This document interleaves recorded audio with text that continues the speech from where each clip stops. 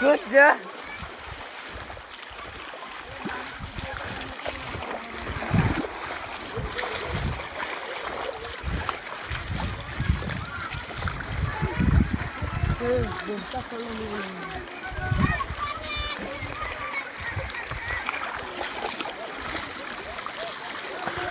मुँह बाहर दिखाई थी।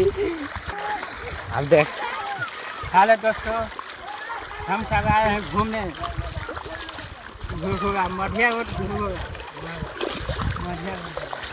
क्या हो गया मढ़िया रोड घुरघुरा रोड में? बहुत घुरघुरा बारिश के कारण बागमती नदी है वो टूट चुका है, मतलब पूरा 52 फटा का खोल दिया हुआ है, इसलिए पूरा बिहार दहलाने वाला है। इससे पहले पंजाब हुआ था। मीडिया वाला अच्छी है।